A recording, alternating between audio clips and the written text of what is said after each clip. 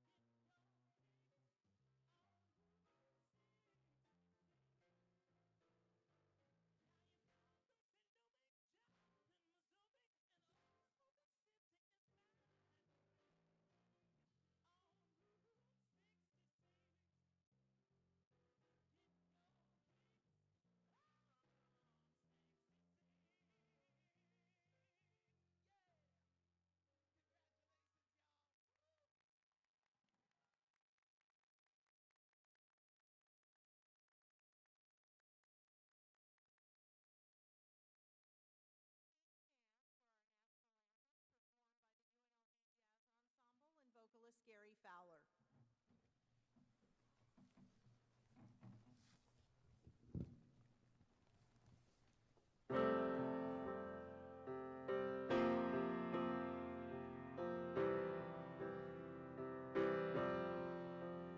Oh, say, can you see by the dawn's early light what so proudly we held at the twilight's last gleaming, whose broad stripes and bright stars through the perilous fight on the ramparts we watched was so gallantly streaming, and the rockets red glare, the bombs bursting in air, gave proof through the night that the flag was still there.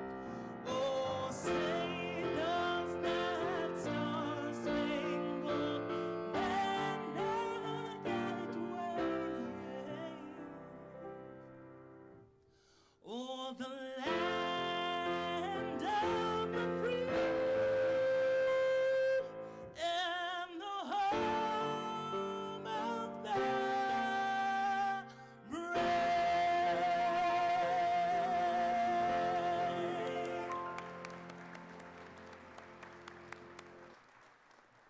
Thank you. Please be seated. Students, you may be seated as well. Good afternoon. I'm Ann Diggins, and I have the honor of being the Assistant Dean for Student Affairs, serving our students. I extend my warmest welcome today to all the friends, family, faculty, and staff that are in our audience to celebrate this special day. Today we're going to celebrate with the class of 2025 their entry into clinical medicine. They'll be coded today by their clerkship directors, the physicians who oversee their course material for the next year, and formally welcomed into the profession of medicine. As they enter their next phase of medical school, working alongside faculty and residents and nurses and other members of the healthcare team, providing patient care in our clinics and with our hospital partners. We are joined in our celebration today by leadership of the university and the medical school, and it's my distinct pleasure to introduce our first speaker today, Dr. Mark J. Kahn, Dean of the Kirk Kerkorian School of Medicine. Dr. Kahn is a distinguished physician, scientist, scholar, educator, and leader. He completed all of his training at the University of Pennsylvania, graduating summa cum laude with a BA in honors chemistry and Alpha Omega Alpha with the School of Medicine. He completed his internship and residency training and chief residency in internal medicine at the Hospital of the University of Pennsylvania. And finally, Dr. Kahn completed his medical oncology and hematology fellowship at Penn. In 1994, Dean Kahn became the internal medicine residency program director at Tulane School of Medicine in New Orleans, Louisiana. Over time, he took on numerous leadership roles and administrative roles at Tulane, including the Senior Associate Dean for Student Affairs and Admissions. He was much beloved by his students and received many teaching awards. Dean Kahn has also held numerous national leadership positions with the Association of American Medical Colleges, the College of Physicians, the American Society of Hematology, the National Board of Medical Examiners, and the National Residency Matching Program. Dean Kahn has authored over 100 peer-reviewed manuscripts in addition to 110 book chapters and 5 textbooks. In 2019, he became one of only a few physicians not trained in the United Kingdom to be elected as a Fellow of the Royal College of Physicians, the oldest medical college in England. Dean Kahn joined the medical school in 2020 as our dean, and he is also serving as the Vice President for Health Affairs at UNLV. Please join me in welcoming Dean Kahn.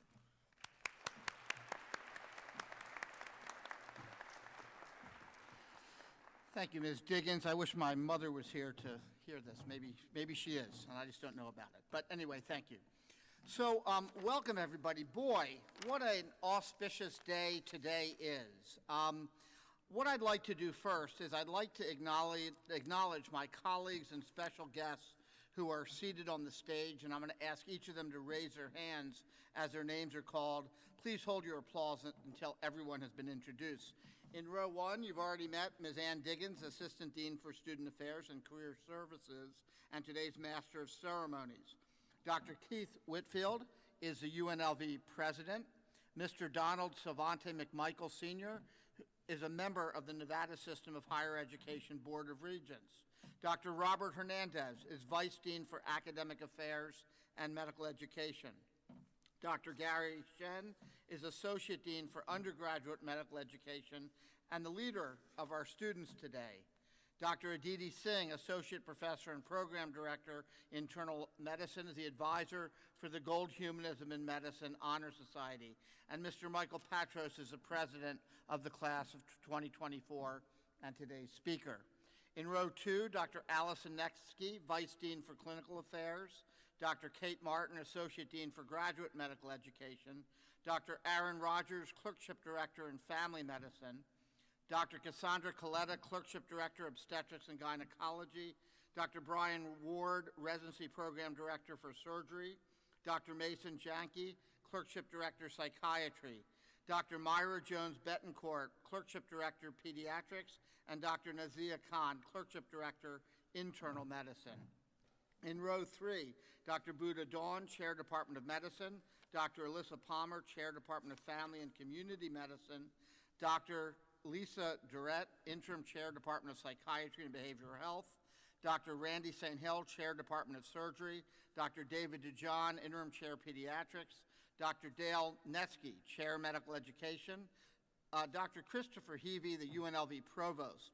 Ms. Joanne Strobe, President and CEO of UNLV Health and Senior Executive Dean. Dr. Deborah Cools, Assistant Dean for Research. And Dr. Mario Gasparda Alba, Associate Dean for Diversity, Equity, and Inclusion. Let's have a round of applause for the platform party.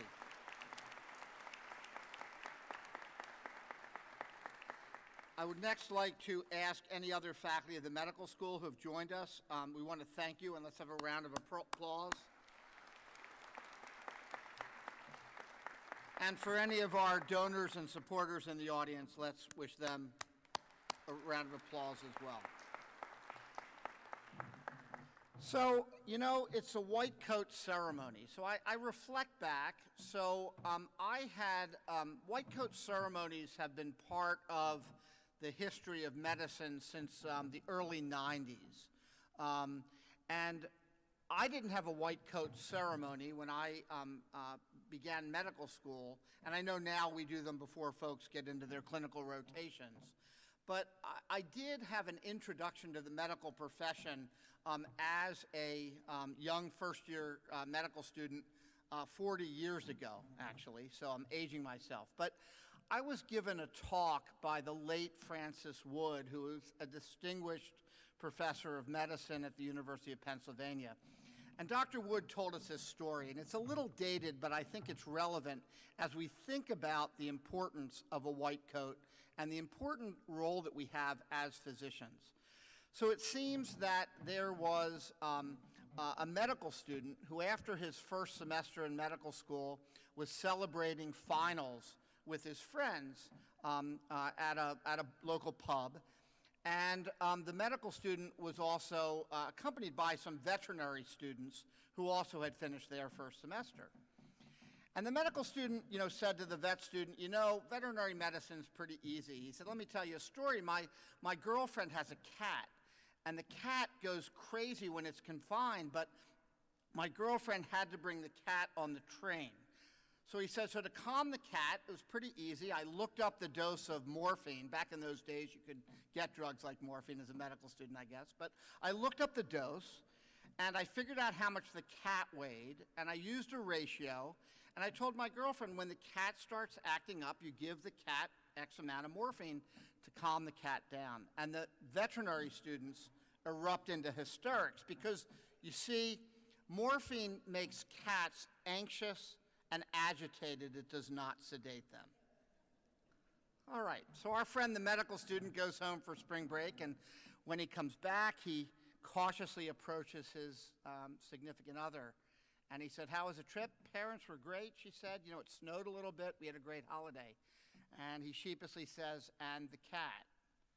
And there's silence. And then she says, "It was awful." She said, "The cat hissed, it screamed, it carried on, it tried to get out of the cage. I couldn't subdue it." But then she says, "But I think of how much worse it would have been were you not there." So think about that, the power of words. And as medical students, when you wear a white coat, it's not privilege, it's responsibility. But remember, your words are important from this point forward. And the words that you give to a patient in need, they're going to remember verbatim. It's critically important, it's entrance into our sacred profession. And with that, I wish our students good luck. I wish them Godspeed, and don't treat cats. Thank you.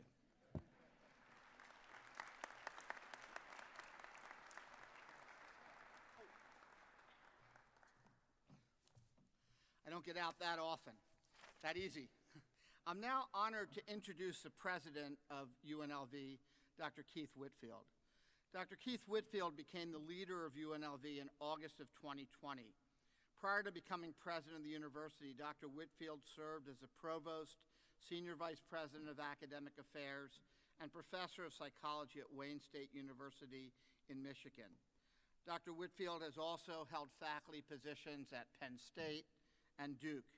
He's been an active researcher, authoring or co-authoring over 200 publications and earning nearly $20 million in funding from the National Institutes of Health, the National Institute of Aging, and the National Science Foundation.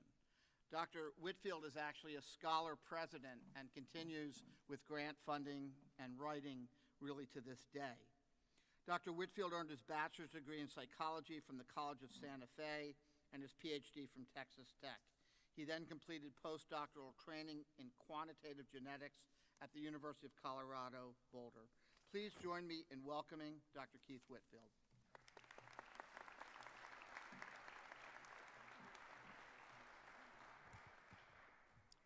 Thank you, Dean Kahn, and good afternoon. Aren't you excited? Are you guys excited?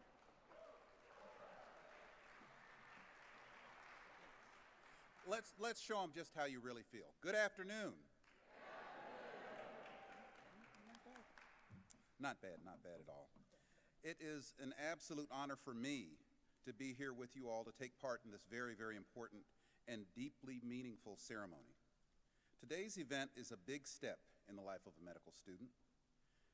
They will affirm their commitment to the medical profession as a member of the Kirk Kerkorian School of Medicine at UNLV in their class of 2025. I don't have to tell you that there's an enormous responsibility that comes along with these white coats. They are an enduring symbol of one of the most difficult yet rewarding professions. Your being here today tells me that you are dedicated to both the education and ideals of our medical school, and that those ideals that I'm confident you will actually carry forward into the community as you pursue your profession. You have earned the right to don these white coats as declarations that you will be medical providers of excellence. In doing so, you will reflect the heart and the soul of UNLV and our history of service. As medical practitioners, you will be future leaders. You will make the care of others the centerpiece of your lives, combining the knowledge you gain here with empathy for others. I like to think that our medical doctors don't get a medical degree, they become medical doctors. And being is different from just earning. They're going to change the way they think, the way they behave, the way they interact, and also so much of what they know to the betterment of human beings. So as you now move forward into more clinical phases of your education as a medical student at UNLV, wear these white coats with the same enormous pride that we have in seeing you put them on for the first time. Thank you for choosing UNLV and our Kirk Kerkorian School of Medicine. It's a great privilege to be here with you today. I admire you all, and I commend you for the career path you've chosen. Congratulations.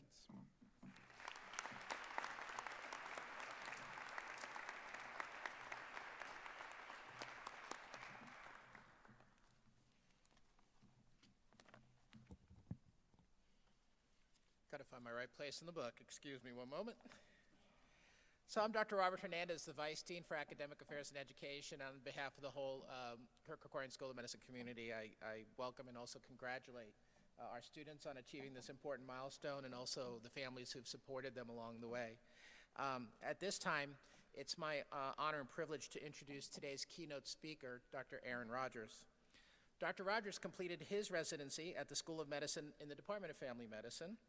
He was selected as chief resident and stayed on as faculty once he graduated from residency in 2003. Sorry to give away the year. He served in academic medicine in the department for almost 10 years before leaving to give a private practice a try. After 3 years with Healthcare Partners of Las Vegas, Dr. Rogers returned to teaching students and residents, because he knew that's where the best doctors work, is with our students. He serves as an associate professor and program director for the Rural Family Medicine Residency Program. Dr. Rogers teaches and mentors our students throughout the curriculum. Students first get to know him in his role as facilitator for the problem-based learning course in phase 1 of the MD program. When students begin their clerkships, as the class of 2025 will this year, they will work with Dr. Rogers in his role as the clerkship director for family medicine. The graduating class of 2025 selected Dr. Rogers for the honor of giving this speech today, and in fact, the class of 2022 selected Dr. Rogers for the honor of outstanding faculty in phase 1. Please join me in welcoming Dr. Rogers.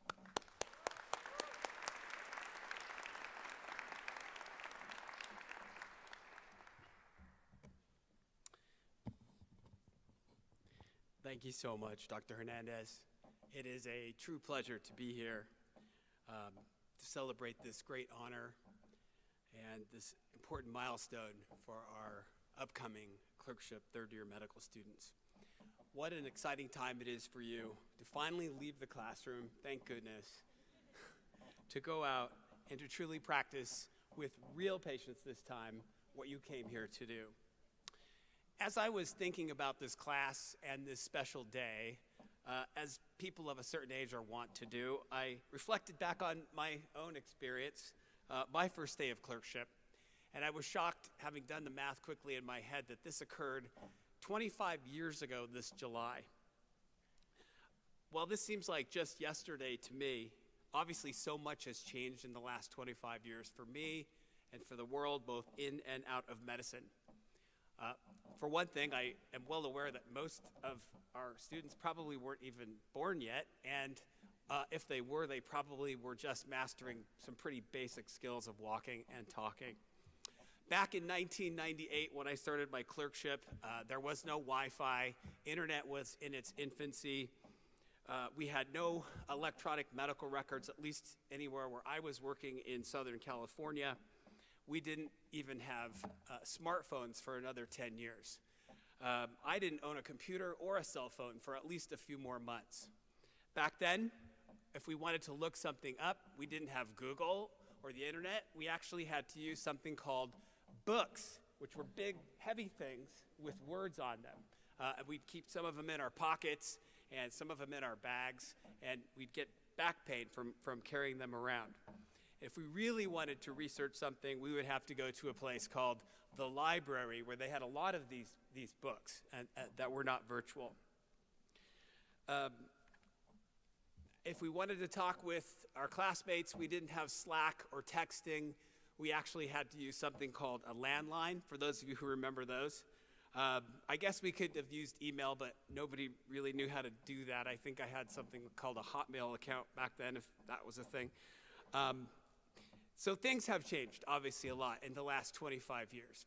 So thinking about what's changed in 25 years, I began to think about what's changed for our students in the brief 18 or 19 months since they began their medical school education back in July of 2021. Back then, we were still very much in the depths of COVID. We actually tried to give them their white coats at that time, but it was a very masked affair, and we just sort of threw it at them as they walked by. Back then, step one of the USMLE, that's their boards, for those of you who don't know, were actually graded. And I just mentioned that because they all just completed that test, and they're one of the first or second classes to actually have that test be pass-fail. At that time, we were headquartered at a place called the Simulation Center, which is right up the street from where our new beautiful medical education building is. And as much as I miss seeing you all milling about in the halls and selling your baked goods and seeing you up in the fishbowl in the library and saying hi and playing ping pong with Ed and Zach and the rest of you, I will take the medical education building over that. But far more importantly than the changes that have occurred outwardly are the changes that we have seen in you, the changes that you have made. Back then, when our medical students began in July and August and September of 2021, they obviously had, as is always the case, almost non-existent to non-existent medical skills. It's been such a pleasure to watch them improve and grow over these first 2 years. In these 2 years, these students have taken multiple tests. They have completed multiple what we call problem-based learning cases. They've seen dozens of standardized patients to practice physical exam and history-taking skills. They've read thousands of pages of textbooks. They've read a lot of board review, things like AMBOSS, Boards and Beyond, First Aid, all the things they like to use as their resources for various research and learning issue projects. But I'm excited to have been a witness to and a small part of the foundation that has been laid to this point. And I'm even more excited to see what they will do and what they will become over the next year. As you start your clerkships, in addition to the inevitable honing of your medical skills, there are so many new experiences, exciting experiences that await you. For example, delivering your first baby, assisting with surgery and mastering the one-handed surgical tie, which, by the way, I never could do. So I didn't go into surgery. Obviously, I'm a family medicine doctor. Overcoming the challenges of learning how to take a history from a patient with mental illness or from a parent who's speaking for their sick child or talking to a patient who has just received a life-threatening illness. So as we think about these exciting experiences that are to come, I have three quick, and Ann Diggins wanted to make sure that it is quick, pieces of advice. I'm probably already over my time, but you know, I'm up here. Ann, what are you gonna do? Stop me. Three quick pieces of advice, not things that we usually share on the clerkship. Number one is to take advantage of the time. And what I mean by that is when you start in your third year or in your phase two, as we call it, you will have extra time to see your patients. Now, as you get better, you'll get faster, and we'll time you, and you'll have less and less time, whether it's in the clinic or in the hospital. But take that extra time to really listen and get to know your patients, to think of them and to learn of them as the people that they are, and not just as problems to be solved. Speaking for myself, and I'm sure this is the case with most, if not all, of the physicians here, getting to know my patients is one of my greatest joys in practicing medicine. Advice number two is develop and maintain empathy. The ability to truly understand another person and put yourself in their shoes is an attribute that is difficult to teach and simulate, but I feel is so critical for good patient care. With all of the new skills that you're going to learn, sometimes this skill, this trait tend to be pushed towards the back.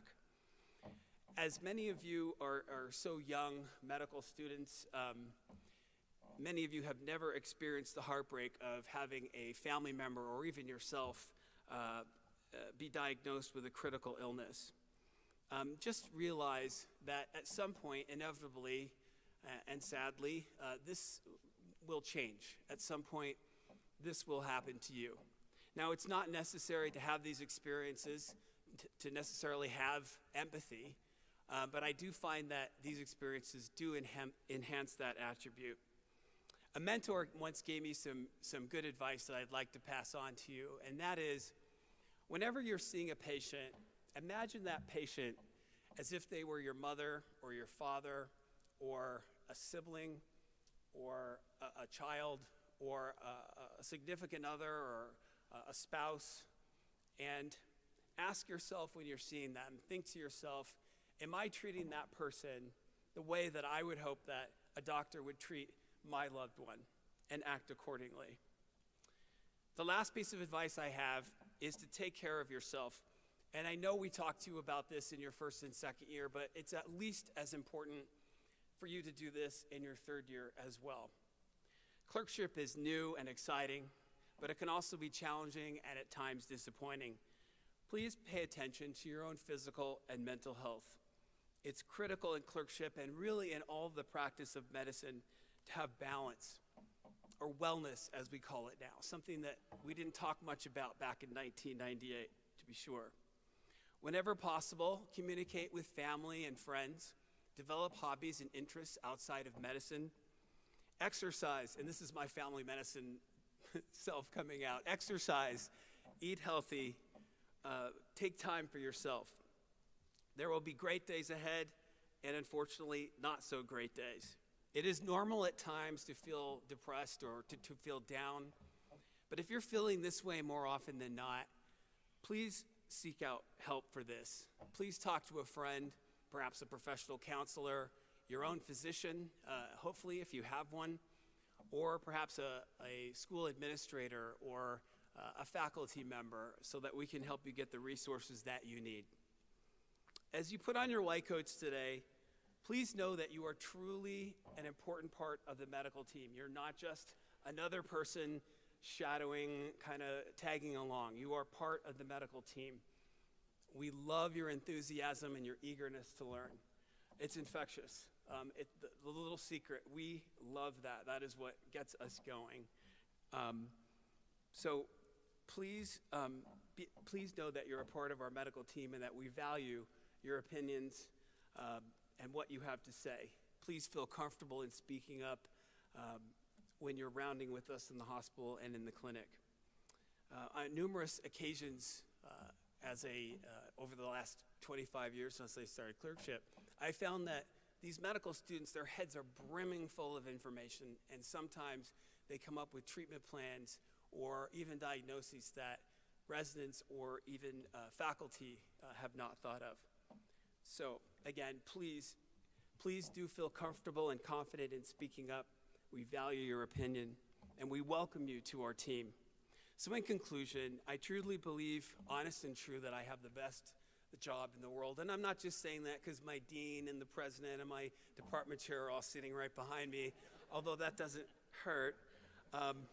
What gets me out of bed in the morning, so to speak, is watching the progress that you guys make from the beginning of medical school all the way up past this halfway point into clerkship and into your fourth year.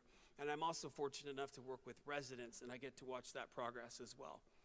Thank you for allowing me to be a part of your Phase 1 first and second year courses. I've gotten to know almost all of you individually in some capacity.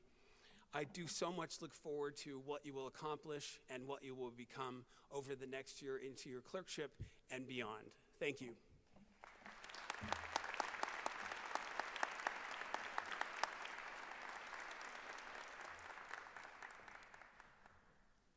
Thank you, Dr. Rogers. Might have been a little long, but I think it was worth it. I thought it was good. I now have the honor of introducing our student speaker, Michael Patros, the president of the class of 2024. It's our tradition with this ceremony to invite the class president from the class that just most immediately finished clerkships, which for Michael was on Friday, and he's getting ready for his shelf exams next week. Michael will be sharing his hard-earned wisdom with the class of 2025 today. Michael has served as the class president since his first year of medical school. I think you'll see why they keep re-electing him today after he gives his talk. He has helped his class navigate some very challenging times during the pandemic, including the delay of his class's own white coat ceremony until we could all celebrate that milestone with the students and their families in person. He is a graduate of UNLV with a BS in biology. In addition to his leadership roles at the School of Medicine, he has founded multiple organizations, including the Middle Eastern and South Asian Medical Student Association. He is a student who has chosen medicine to serve and to care for others, and I can say sincerely that I've watched him demonstrate that caring and that concern for his fellow students in his class and appreciate his leadership that he's provided. I know his remarks today are thoughtful and come from his heart. Please join me in welcoming Michael to the podium.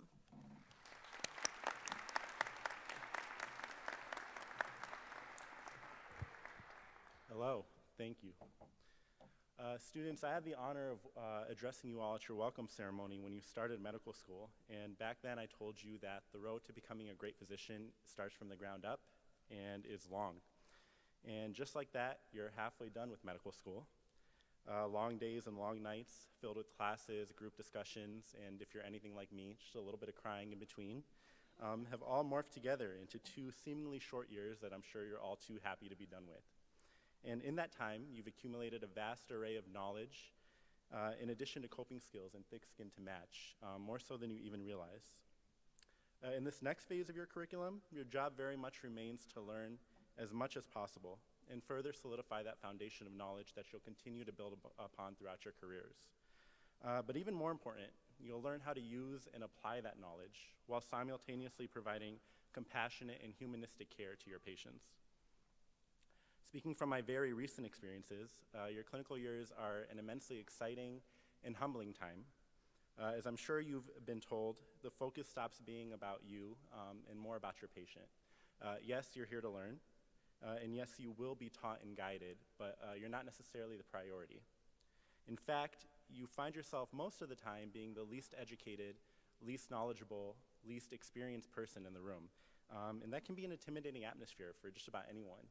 And it can be easy to feel like you don't belong or like you're in the way, expendable in a sense, like your presence is somewhat unjustified. I recall early on in my 3rd year when I was so very lost in the ER trying to find my patient, and I had to ask a busy nurse where the room was. After she finished up with her patient and gave me the directions, she looked at me and said, "Thanks for waiting, doc," to which I immediately replied, "Oh, I'm actually just the medical student." You're assumed to be a doctor in a lot of settings, seeing as how you'll be conducting exams, communicating orders, and counseling patients. In that response, "I'm just the med student," became somewhat of an automatic response for me, as if I was trying to clarify what I perceived to be my low status and my inability to carry any real responsibility. I still remember her perplexed look, as if I had confused her in a way, and her response, "You're not just the medical student. You're a doctor in training, and you've worked extremely hard for that. Don't minimize it." Her tone was stern, and it felt in that moment like what I had said was offensive in a way. But it woke me up to an important realization and a lesson I've learned many times throughout this last year, and one I'll pass along now. Yes, you're still students. Yes, you have a long way to go before you're the talented doctor calling the shots. But no, you're not out of place. And no, you're certainly not expendable.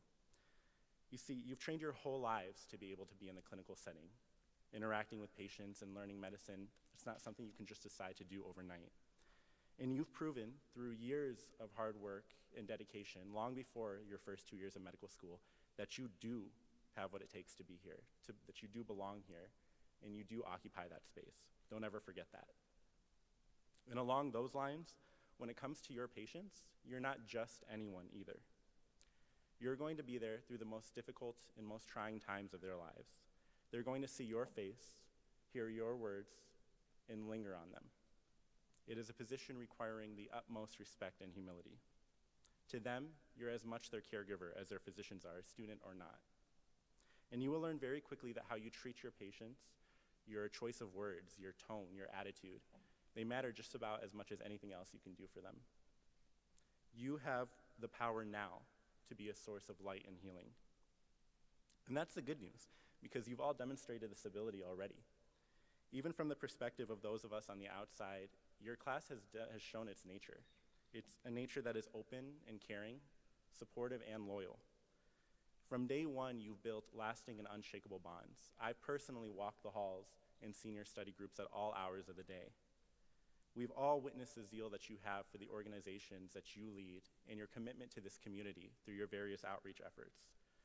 Moreover, the love and care that you have for each other and the pride for your class has been felt across the entire school. It's been inspiring to witness, and I have no doubts that you'll carry this energy and empathetic nature with you as you enter your rotations. So, as you receive your white coats today, Know that you've earned them, that you're entering a place where they matter, and let yourselves always strive to continue to be worthy of wearing them every time you put them on. Congratulations and thank you.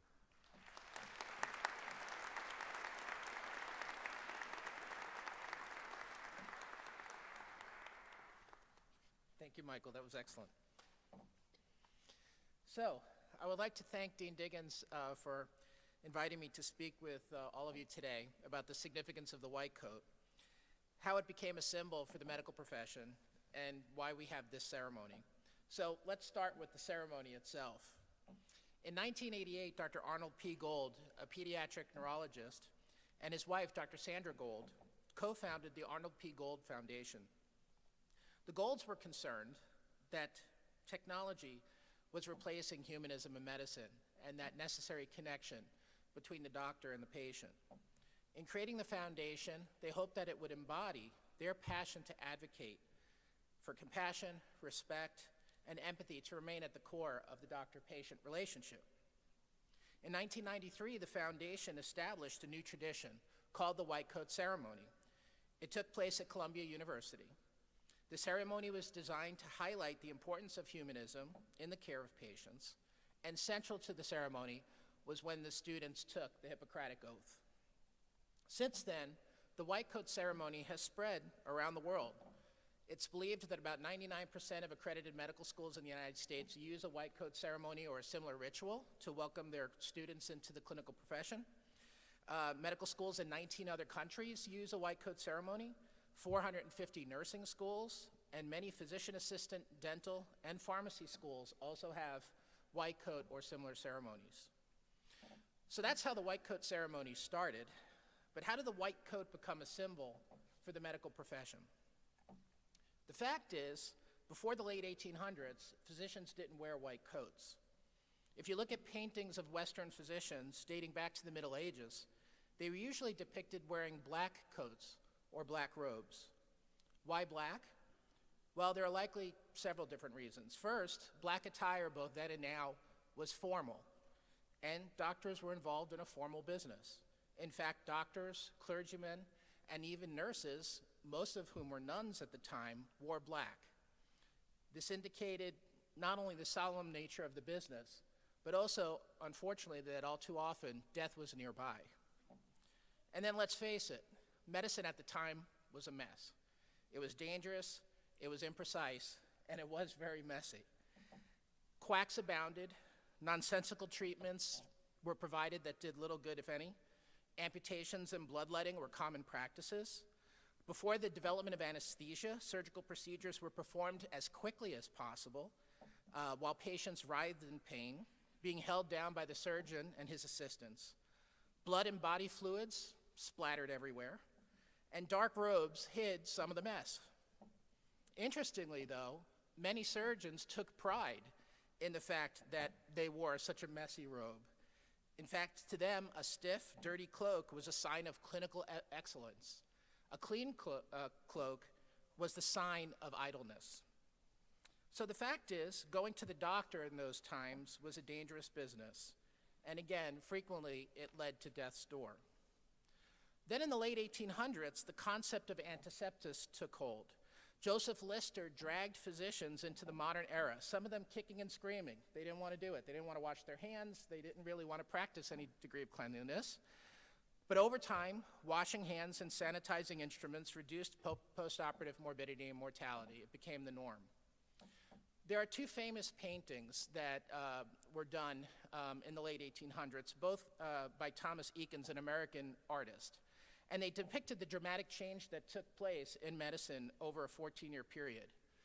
A painting in 1875 entitled The Gross Clinic showed a famous surgeon of the day, Dr. Samuel Gross, performing a leg operation in a crowded amphitheater at Jefferson Medical College in Philadelphia.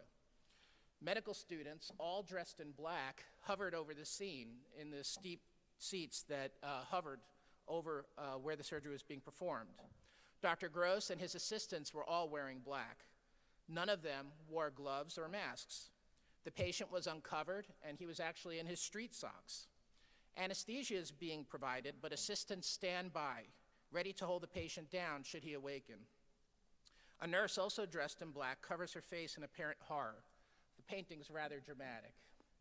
Then, in contrast, just 14 years later, in 1889, there was a new painting commissioned by Mr. Eakins, and it was called the Agnew Clinic.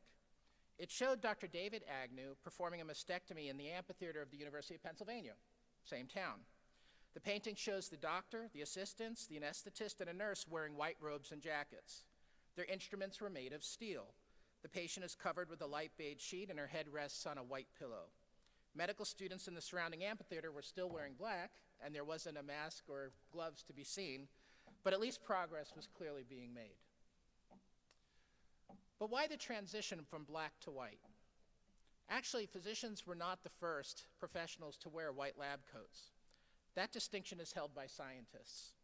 Photographs taken in the Pasteur Institute in the late 1800s showed Louis Pasteur and his colleagues wearing white lab coats.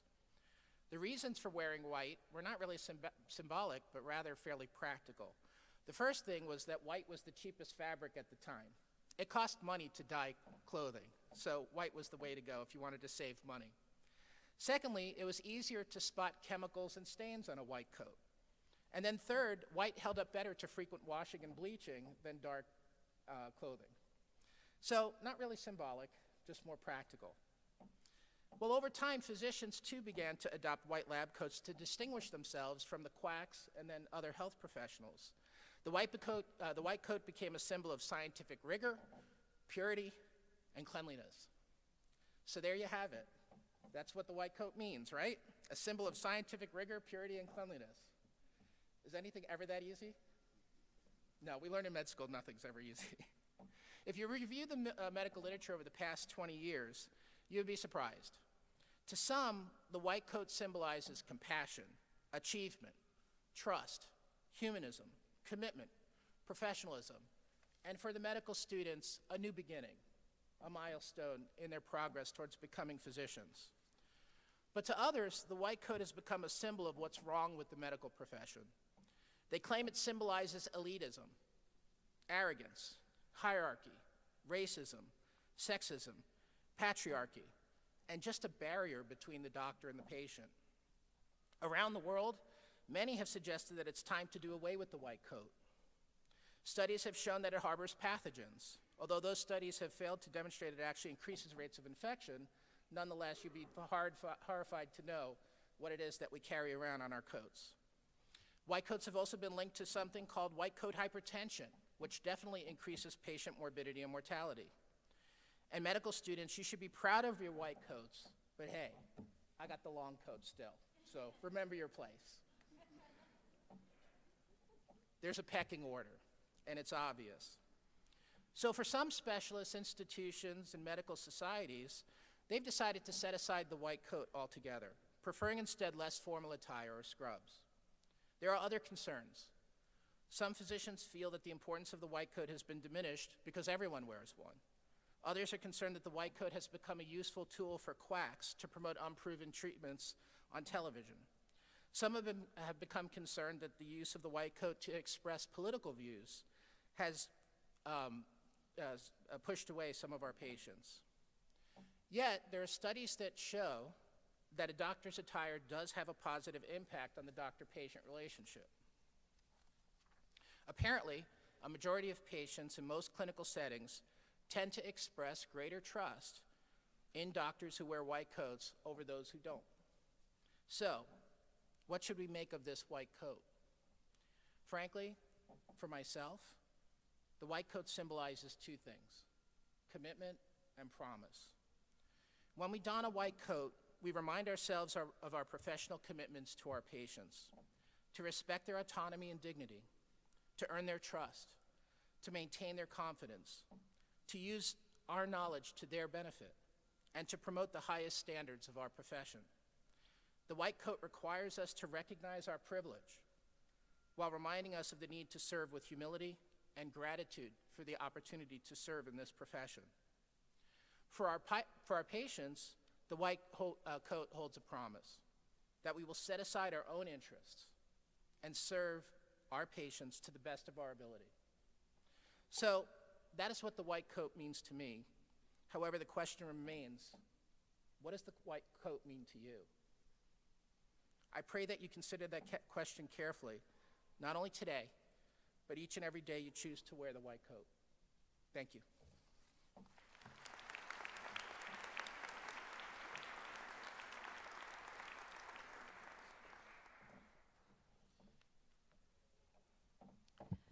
Class of 2025, we have arrived at the highlight of today's ceremony. So row one, if you can please stand. Dr. Rogers, if you could move into position.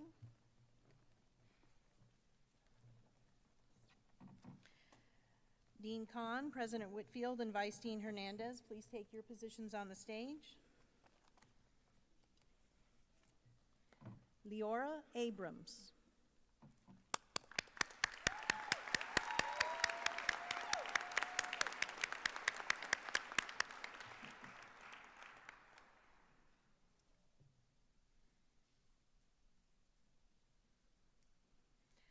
Sophie Ahmad.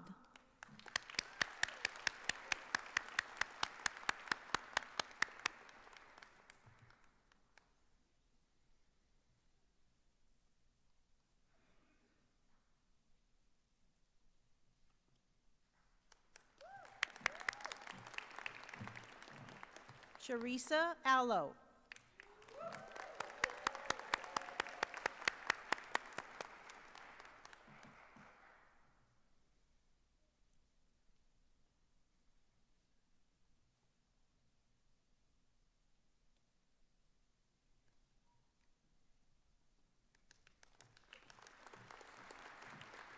Jay Babu.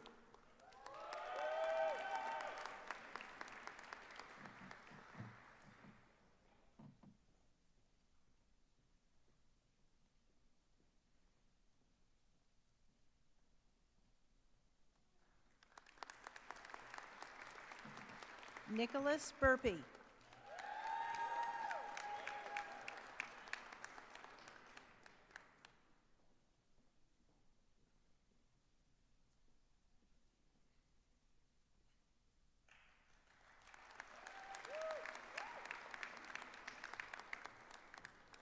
Kendall Chafin.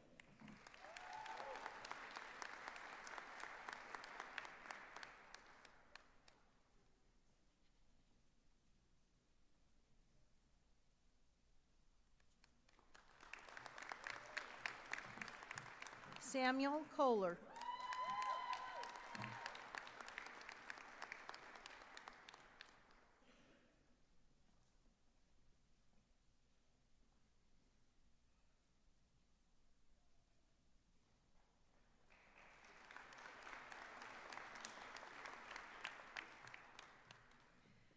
Frankie Colosimo.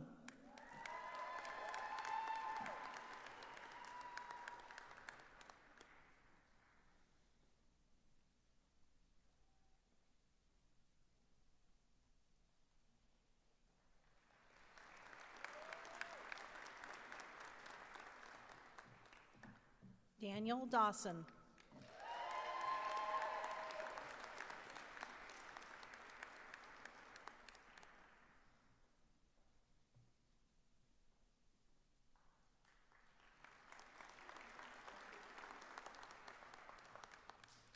Vanessa Devora Andrade.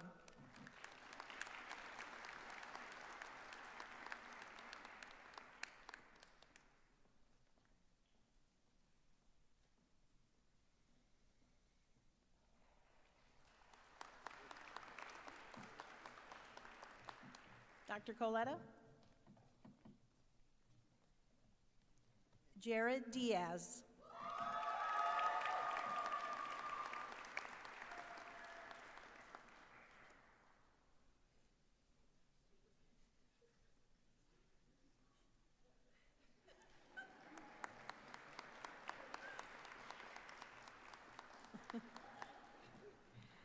Madison Elmer.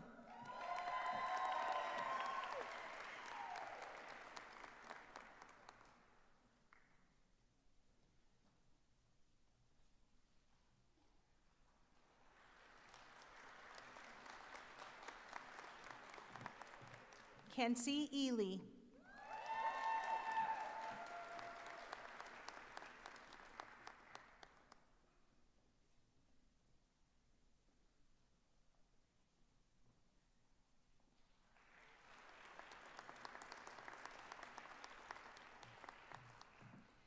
Brisa Escobedo.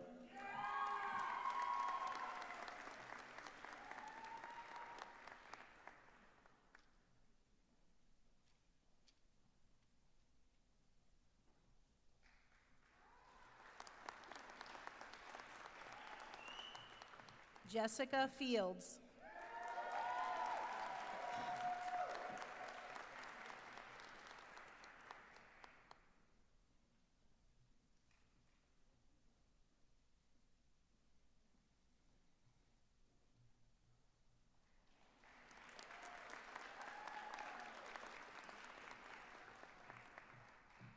Stephen Gullett.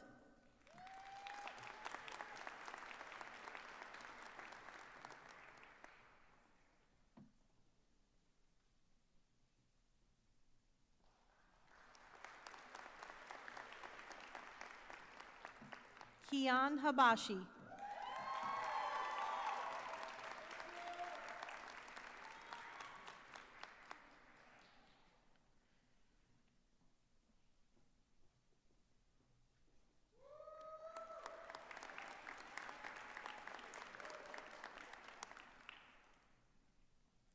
Jessica Hernandez Moreno.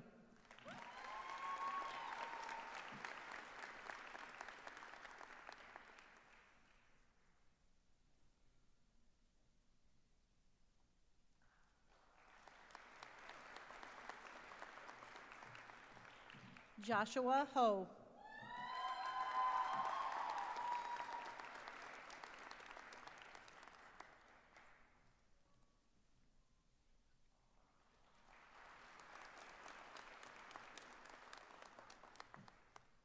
Anna Horvath.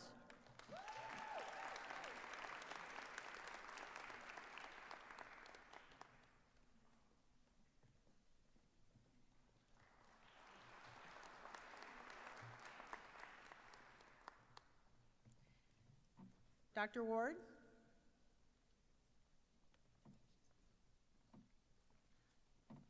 Daniel Houston.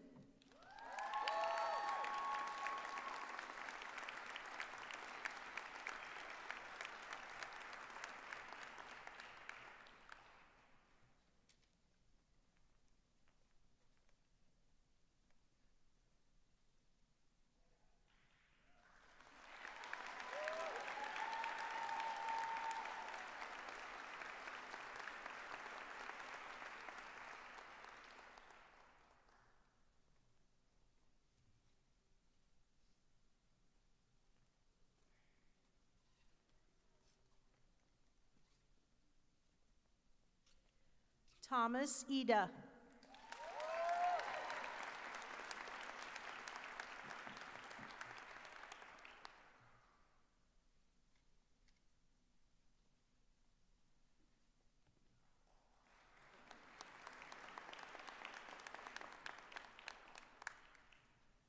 Natalie Johns.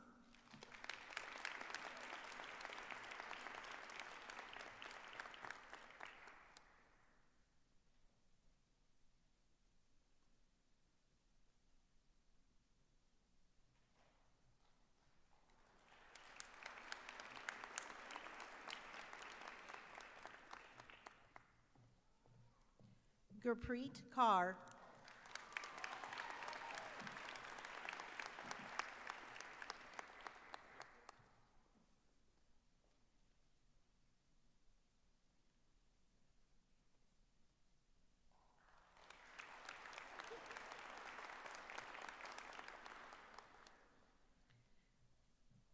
Hiba Kasser.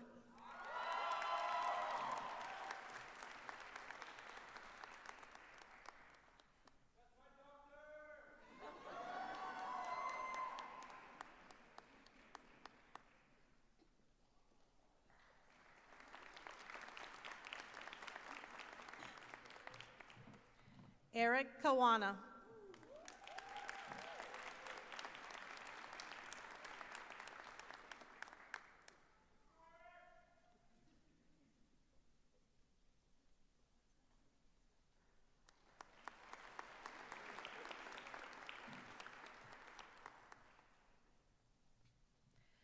Tamor Khalid.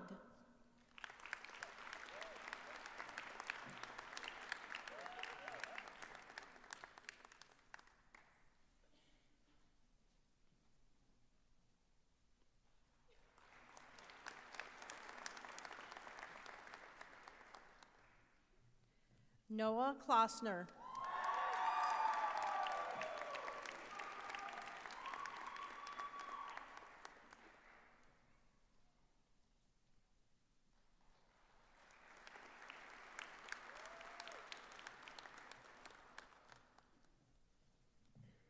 Gemma Lagaska.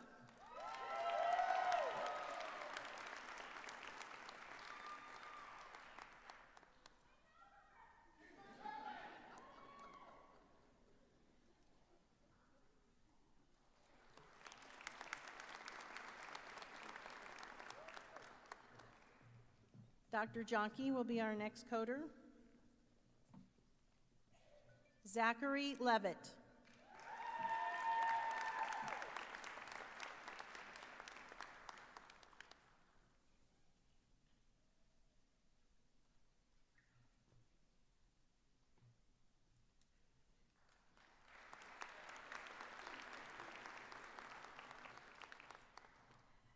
Daniela Lemus.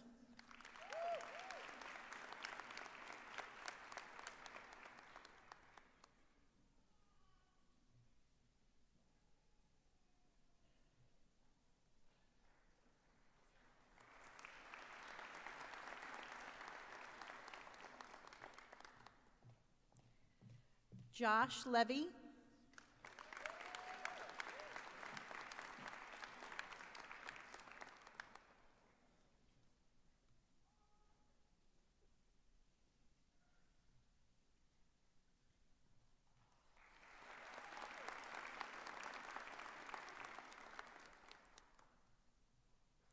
Christine Leong.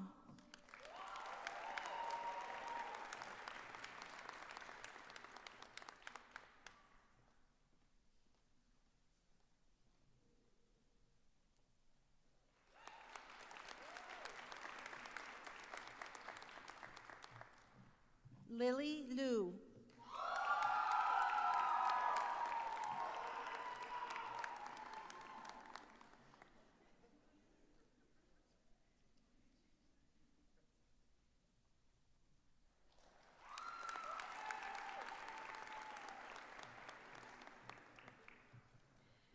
Edgar Lopez Mora.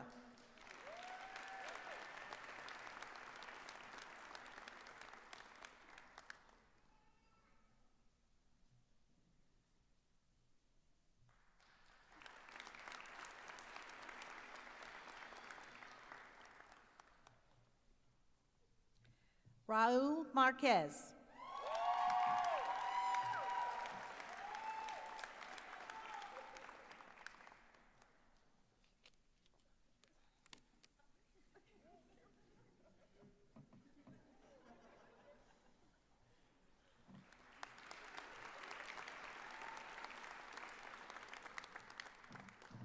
Salman Mohammed.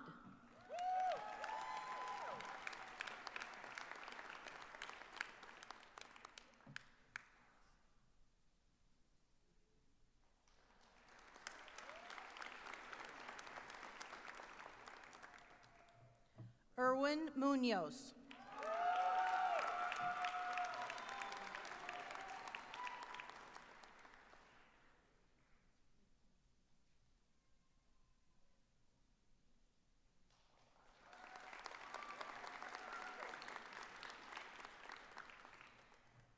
Hannah Morosky.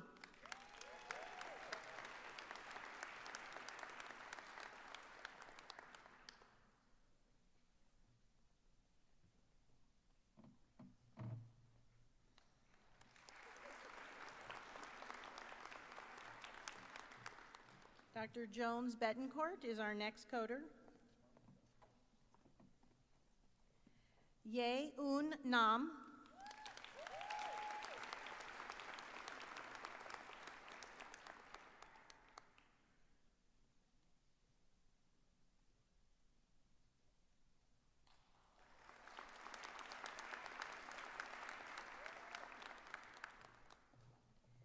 Valeria Pineda Rivera.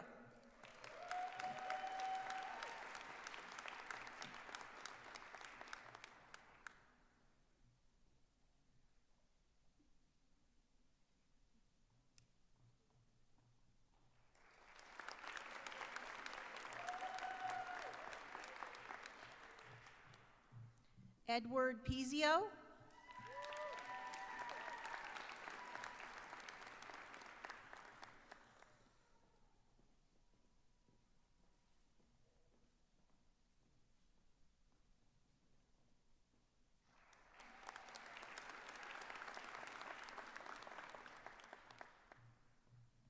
Zaria Reyes.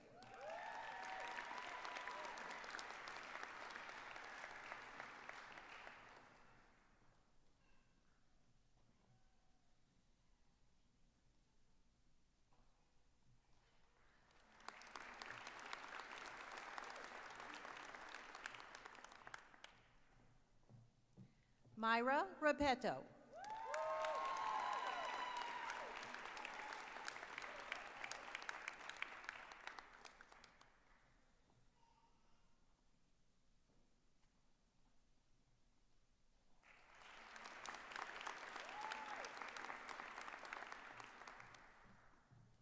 Cameron Schroeder.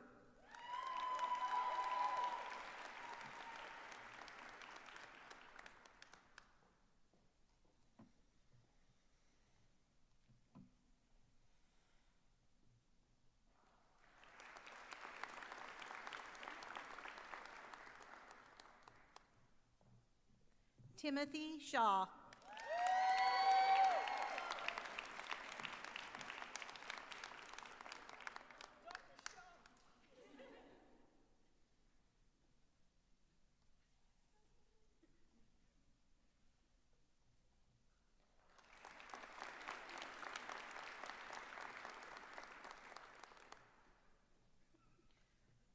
Komal Sood.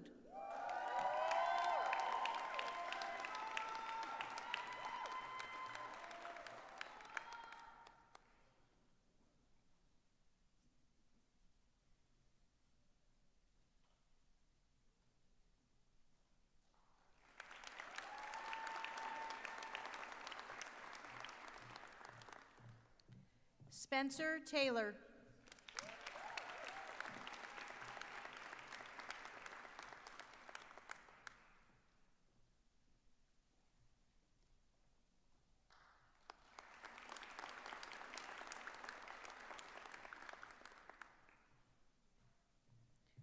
Courtney Thornton.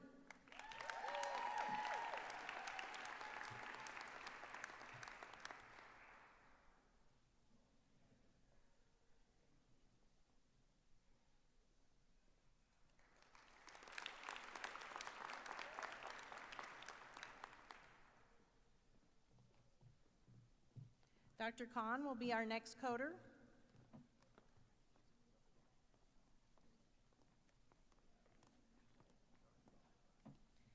Genesis Trejo.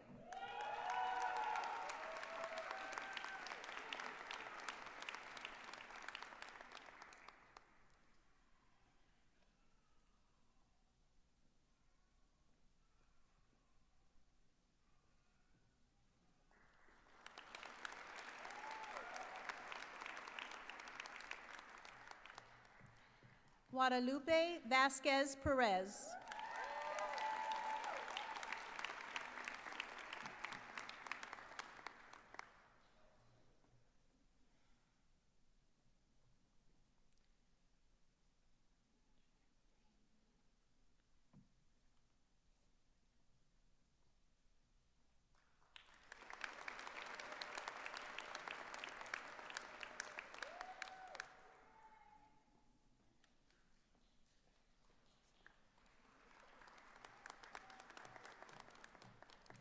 Santosha Viramachaneni.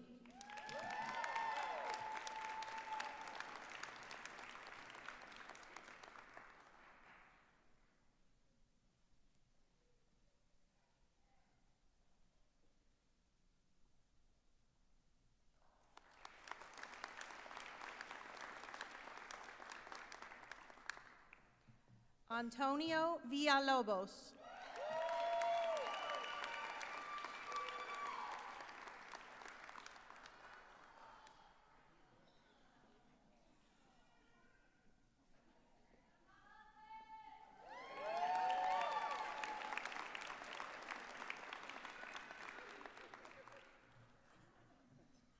Daniel Villegas.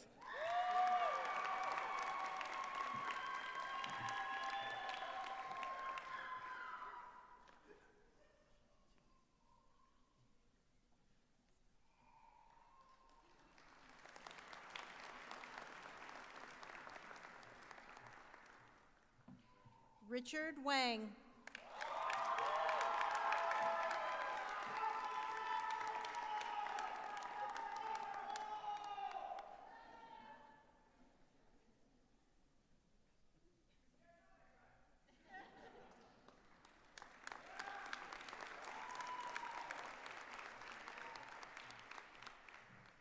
Sean Wang.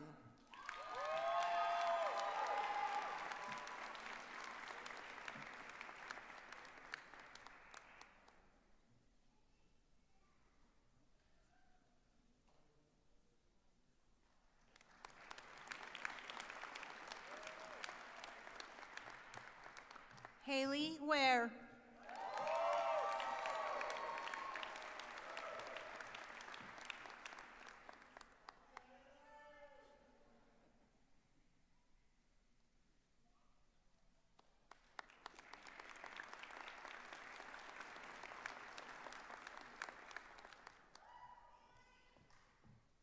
Emily Weinschreider.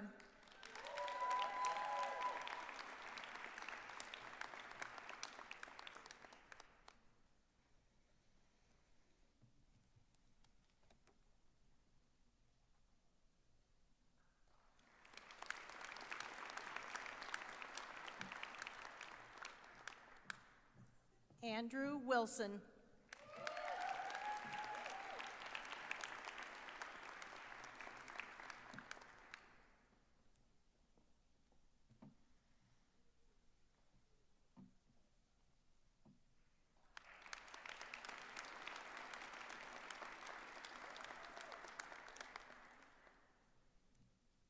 Shirley Wong.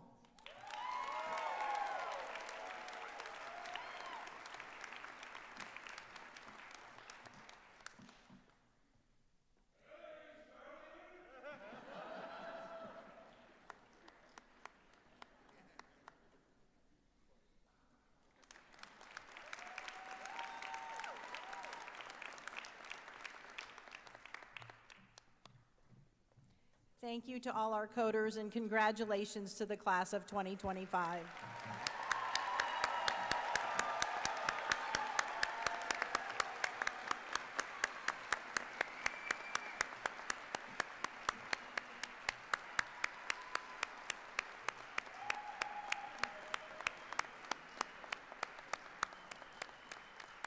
Oh, give yourself a round of applause. You know you want to clap. Come on.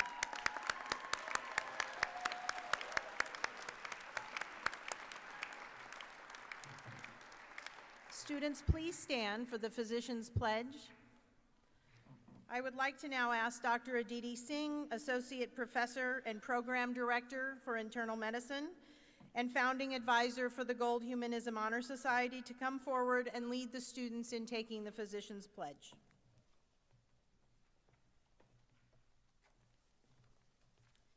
Thank you. I would also like to invite any physicians that are in attendance today who are also interested in redoing their pledge to also rise, please. Okay. So students, today you take your first oath to the patients and profession. Please recite after me. As a member of the medical profession, I solemnly pledge to dedicate my life to the service of humanity.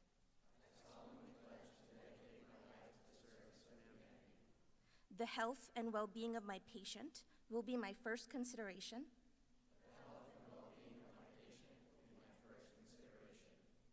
I will respect the autonomy and dignity of my patient. I will maintain the utmost respect for human life. I will not permit considerations of age, disease or disability, creed, ethnic origin, gender, nationality, political affiliation, race, sexual orientation, social standing, or any other factor to intervene between my duty and my patients.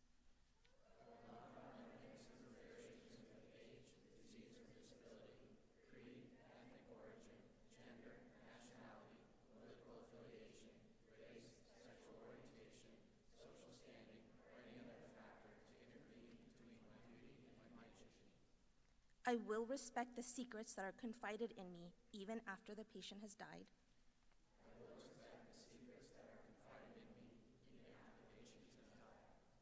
I will practice my profession with conscience and dignity and in accordance with good medical practice.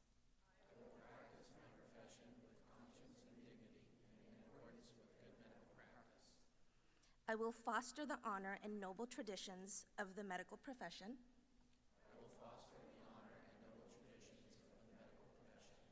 I will give to my teachers, colleagues, and students the respect and gratitude that is their due.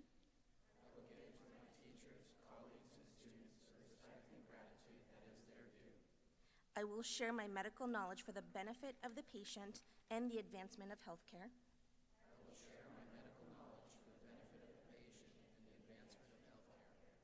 I will attend to my own health, well-being, and abilities in order to provide care of the highest standard.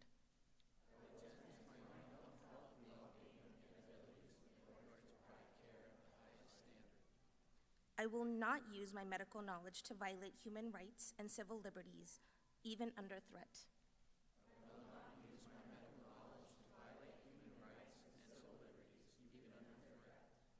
I make these promises solemnly, freely, and upon my honor.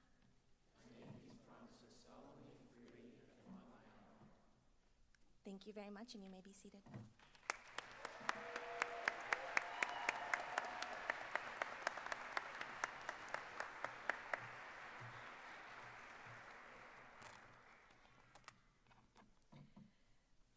That brings us to the conclusion of today's ceremony. Class of 2025, wear your white coats with honor and all the meaning it represents. You've heard our speakers today how important you are to the clinical team. You've heard that each of you has earned this white coat. The next 2 years will include days of sadness, days of hard work, and days of happiness and satisfaction. You will have each other, your faculty, your friends and family, and the medical school community to support you throughout it all. I can't wait to watch you as you grow into these coats and your role as student doctors. Congratulations, class of 2025.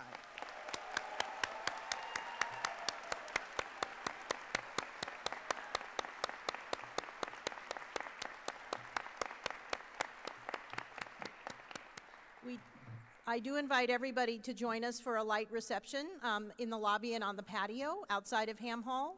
Class of 2025, please stand. Audience, I also invite you to stand as the students process out.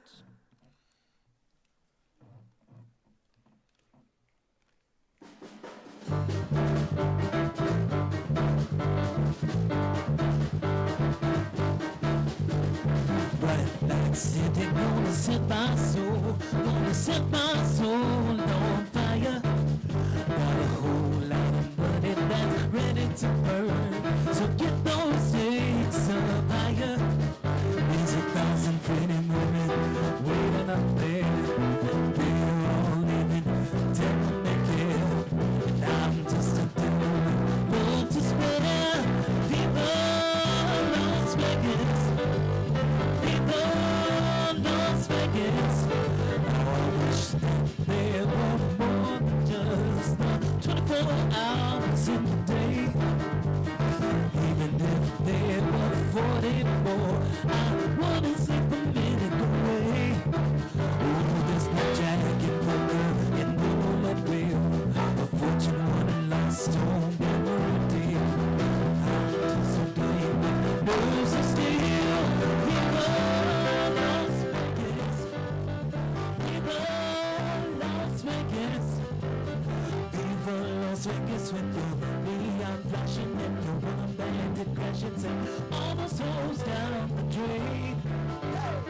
Viva Las Vegas turning day into nighttime, and night into daytime. If you see it once, you'll never be the same again.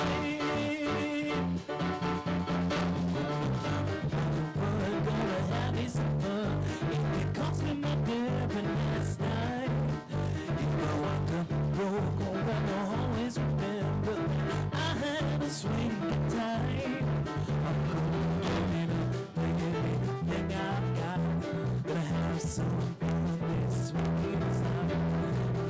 You know, so you should